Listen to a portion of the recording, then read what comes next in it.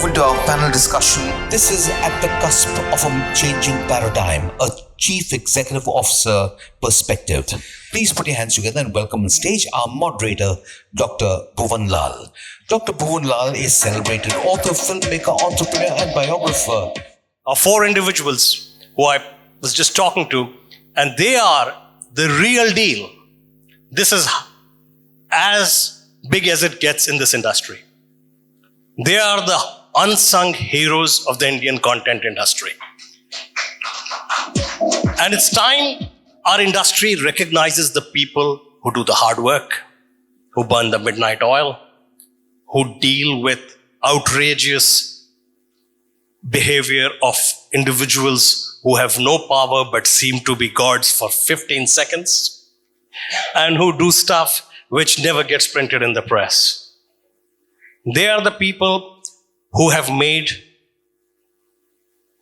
careers of stars, of directors, of writers. They are the people who are telling us the stories of our country. They are the people who are taking India and the stories of India global. So without interfering more in this panel, I'll straight away get into it. Mansi, where do you see the industry at this stage? What is the next big thing that's going to happen? Thank you so much, Dr. Lal, for the wonderful introduction for all of us here. So a lot of gratitude for that. I just spoke the truth. So I think, where we are headed is, we are headed towards becoming a media tech play, right? So I think we've always been media and entertainment, and we continue to be media and entertainment, but technology is now slowly and steadily becoming a really the third pillar in our sector. So I see the next big thing, our sector, being called as media tech, rather than just media and entertainment. So you see the play of technology coming in. Do you see that too? Please. Absolutely. Hi, everyone. I agree with Mansi. It's definitely media. Techtainment is where we are kind of getting to. We're seeing, I was at a conference in the Middle East a couple of weeks ago, and they showed some phenomenal examples of what the possibilities of AI are.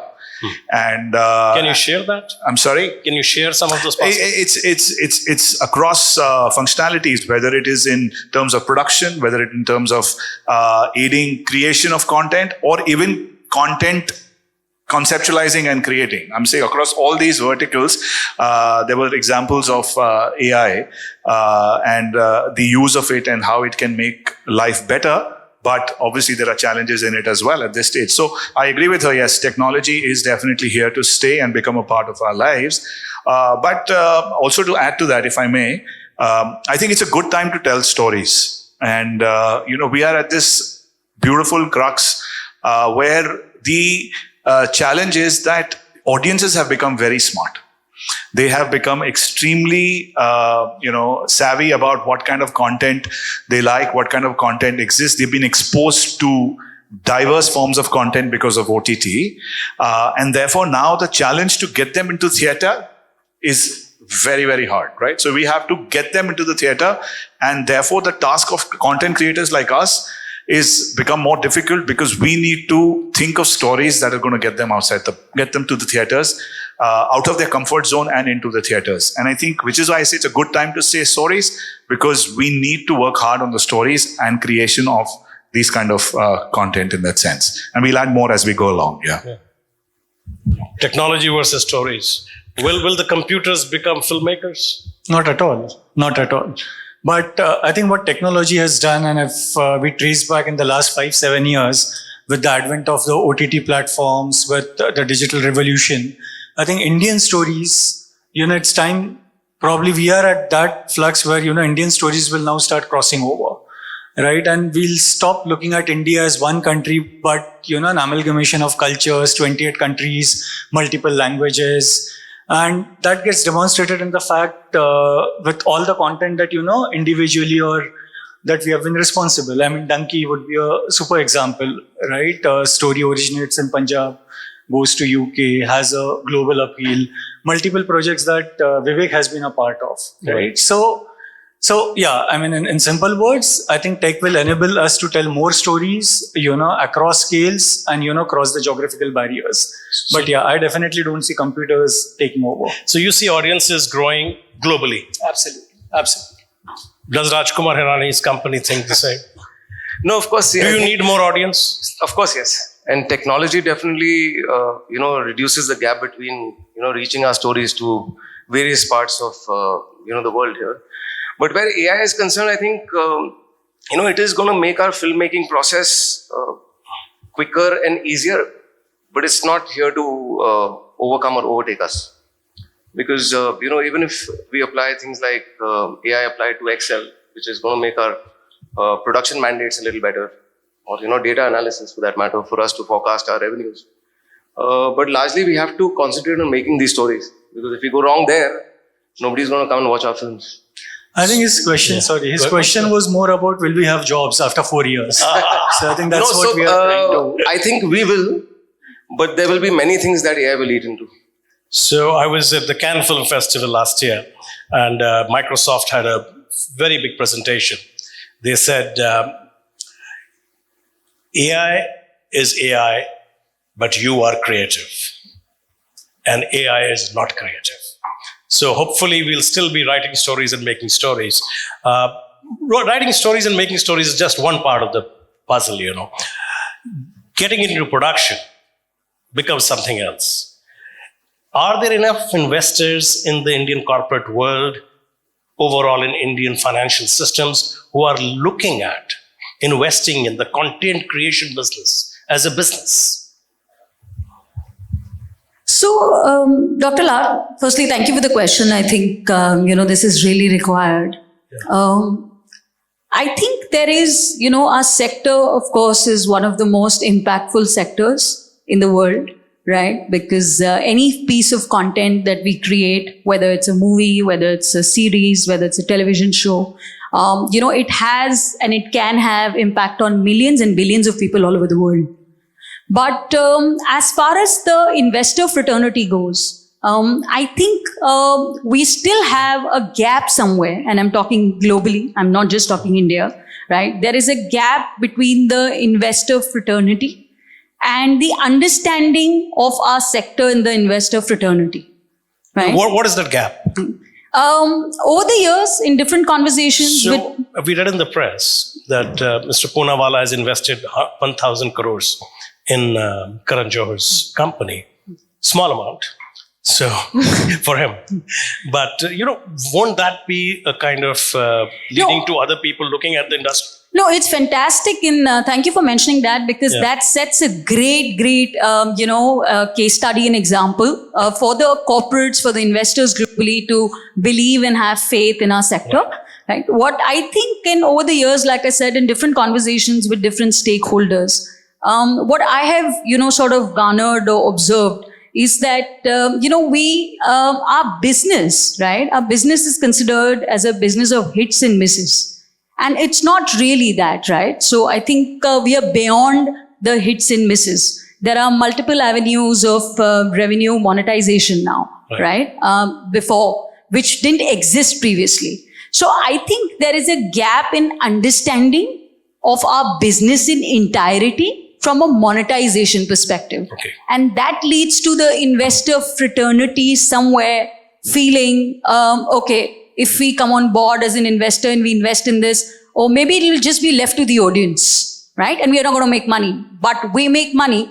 And I just want to tell everybody that, we are a part of the sector, right? We make you cry when there's a breakup. You watch a film and you cry. When you want to celebrate, you go with the family and watch a film. Right? When you want to get inspired, you watch a biography, right? So we are a part of everybody's every emotion, right? Joy, sorrow, inspiration. So we are here and we'll always be here no matter what. So I think that's where the disconnect is. Can I add on to that? Please add. So I think, and she's answered it, but fundamentally the issue was with the grammar. So there was one grammar that the producer fraternity would speak, and there's another grammar that investors or people like Vivek in his studio role would understand, right? And hopefully, I think we are trying to bridge that. So my point is that investors were always keen on investing, into content production. Right. they couldn't connect with the guy at the other end. Okay, Who's the other guy at the other end? it could be the producer, it Okay. could be the production house. So from the creative side. From the creative side, because for them to translate their answers into what the investors were looking at, Excel sheets. I mean, Excel sheet is a small example. P&L. Numbers and all Yeah. of that, Yeah. P&L would be very ऐसे ही होता है. Hopefully, I think few of us are trying to bridge that. So the corporatization of the industry, so as In a to way, say. yeah. So in Hollywood, they had the studios, and now they have the streamers. And those streamers and those studios dominated the world. We make more films than them. But we never created the studio system in that way. Why is that? Why don't you answer?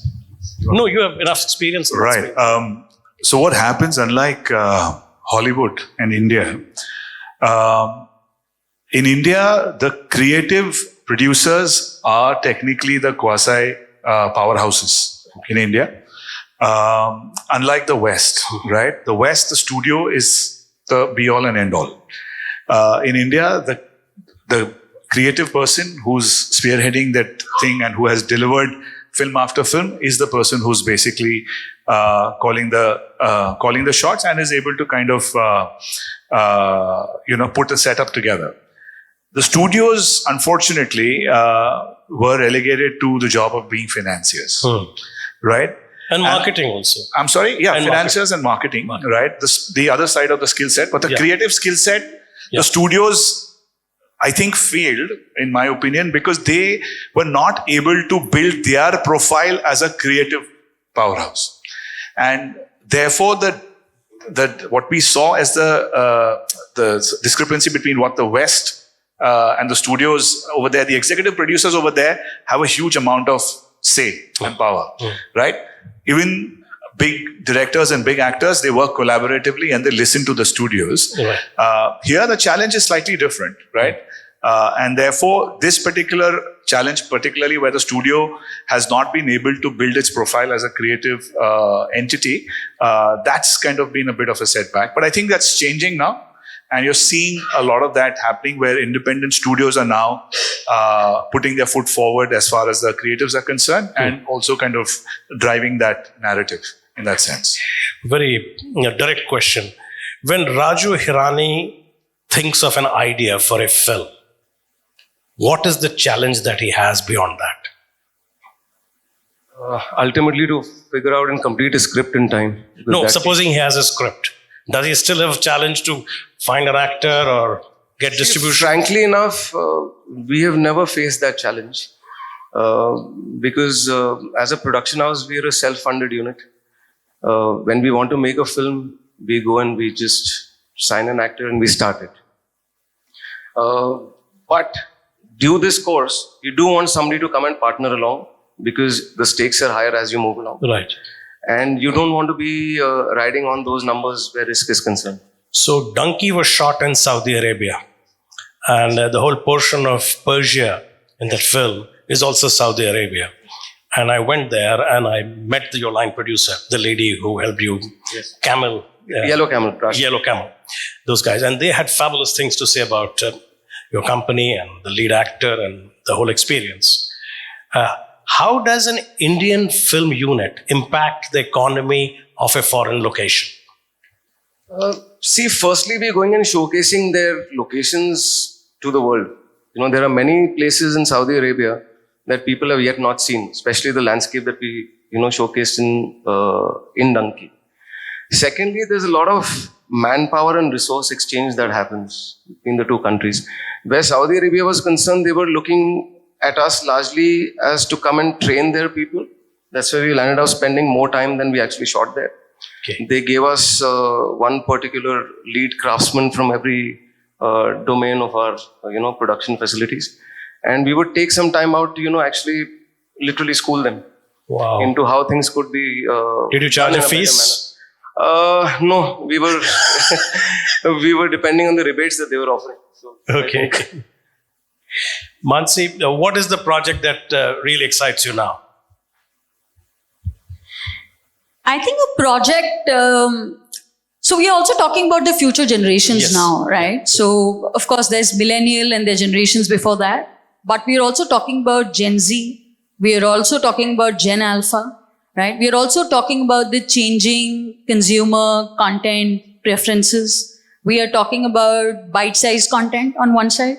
Then we are talking about social media platforms. Then we are talking about your mainstream content, right? So there's a lot of content options and, competition that I think as an audience, that we are sort of, grappling with, right? And we have. So I think, the future, a business model that would be of interest to me would be, building a media tech, opportunity for the Gen Z and the Gen Alpha generation. Because I think their persona, their mindset is so starkly different from, either millennials or the baby boomers, that it'll be offering a new, sort of a new light to the media or the media tech sector. If we create and build an entire business for them, apart from, of course, TikTok and Instagram and all of those existing platforms, Snapchat, that are doing for them. Right. So when you deal with that sort of a situation, do they have purchasing power for the content that you will create? So I think there are two sides to it, right? Yeah. There is one strata that does, right? Who are, you're talking about sort of 18 plus, right? Because you're also looking at tier 1, tier 2 cities now. You're just not looking at tier 1 cities, right? So anyone 18 plus does have that, right? And we are talking about them, right? And anybody also in this age of sort of 16 to 14, right? They definitely have influencing power, right? If they don't have the power of earning because they're studying, right? They definitely have influencing power over their parents. And there's also a certain freedom, right? I think that this generation have in terms of the spend or the pocket money or, the spend that they get from their parents. I think it's starkly different from, what we had when we were growing up, Dr. Lal. Vivekji, will we ever go back and watch cinema as cinema in cinema halls? Or will that be just one of the minor options? Are you doubting it? I don't. I love it. I love watching a movie on a big screen. I think cinema's going to be here forever. When She's talking about TikTok, and that Gen will Z exist. and Alpha. That will Those exist. guys just live off the phone. No, absolutely. And the money that you get on that is through advertising. Okay. Right? They don't really pay you directly, right? Here, the system is where the consumer has to take the effort of driving his car, find parking, get a ticket, spend for the concessions, enjoy the film for 2 hours or buy not. expensive popcorn. That's that you said it, and the point here is that yes, cinema is here to stay. When when video cassettes came out, everybody kind of spelled the doom of cinema. That didn't happen. CDs, DVDs came out, spelled the doom of cinema. Never happened. Grown from strength to strength. And now streamers. And now streamers again. Everybody is kind of saying, oh, streamers have come. Who wants to go to cinema? On the contrary, you see there are films that are re-releasing right now. Like Tumbad has just re-released. Yeah. It's done a box office of 35 crores in its re-release version. Fantastic. Now, in the first version, it did 12 crores. In the re-release, it's done 35. Now, if people are not going to cinema, who is? Right? So this is a new generation that is going to watch the same film? It is not. It is the new generation who's not seen that film. Originally. And probably fans of that cinema who are basically now going and, because it is cult cinema in that sense. Right. And then you see a lot of films like that re-releasing. So people are going to theaters. Yeah. The point that I made earlier is we need to work harder on getting the right content that gets them into the theaters to bear all that drudgery, to enjoy those 2 hours and to spend that kind of money. They need to get value for that time and money. So in financial terms, showing a movie on a big screen, is that raising the price to sell it to the streamers? That is inevitable now. Okay. The streamers have put a condition that you have to release the film in the theaters for it to be viable for them to purchase on their platform. And Devendra can kind of, I have a question for Devendra. Yeah, exactly. So you can. But Devendra, wouldn't that, kind of deplete the possibility of having a 25-week run in the cinema? Because a lot of films that come on big screen, people kind of make up their mind, that when it comes on OTT platform or a streamer, that's when we'll watch it. Let it go by. So the cinema industry obviously suffers. So take any example, and I'll give you two POVs on this, but take any example in the past 3 years, 4 years, 5 years, where 80 to 90% of your box office realization happens in the first month. Okay. Okay. are actually in the first 3 weeks. Okay, rest is all sustenance, right? So it's not as if it's going to make a huge difference. At the same time, if you look at all the blockbusters recently, whether it was Jawan, Pathan, Animal, and all of that, right? There was no cap to their upper limit, right? So I think it's a good crossover. Okay. About 8 weeks when you can then go on the Streamer. digital platforms. It's a good crossover. We are really cutting short on time. What would you recommend our audience watches on a streaming platform now? Can I answer that? Yeah, go ahead. We have just dropped the sizzle of Sikandar Ka Muqaddar. I'm just advertising it. Please watch it. So yeah. He's plugging it. The organizers will charge you later. The question was for you. Yeah, no, it's for all of you. I think anything that entertains or No, promises. be to specific about, they can go back and watch it. What would you recommend? If you talk about Hindi film, Anything that you recommend. What would your recommendation be? Sorry to put you on a spot. Mansi, you want to go for it first? I'll really like everybody to watch, a series. It's called The Offer. It's, made on the film Godfather, the making of Godfather. It's really fantastic. You should definitely catch that. That's my recommendation. Vivekji, we'll come back to you. There's a lot of good content, but for the romantics, there's a show called Nobody Wants This. Nobody Wants and This. I think you should see it, and everybody is like saying, no, we all want it. All the memes are going like, no, we all want it. But the show is called Nobody Wants This, and it is really, really entertaining, and for all the people who are young and young at heart, I think it's a good show to watch. Everybody here is young at heart. no, the last film I watched was It Ends With Us. I think that's what I recommend to everybody. I Okay. quite enjoyed it. So one quick question, any one of you can answer. What was the toughest decision you had to take in your career? Creative wise. Go ahead. Creative, tough decision that worked. Don't have to think about it. It's not an exam. No, see, actually, creatively, we aren't taking many decisions because we have Mr. Irani taking them for us. So we're Or frankly business none. wise. Yeah. Frankly, none. Yeah. I think, as people who run businesses here on the table, I think the most important decision you need to see whether creative can marry commerce. And if we are able to ensure that commerce box is ticked along with creative, then there's no reason to say no. But if creative does not marry commerce, then definitely we have said no, and we have seen that sometimes those films have just not worked. So I think marrying creative and commerce is, I think, a very, very important aspect of what we do as all of us. But I think that happens eventually because commerce is a byproduct of creative.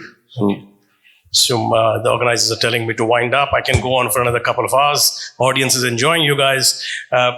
What it seems is marriage of commerce with creativity and obviously technology. So many thanks for coming out and telling us all of your secrets of how you work. Please give them a round of applause. That's not loud enough. They make the movies. Thank you Thank you very much.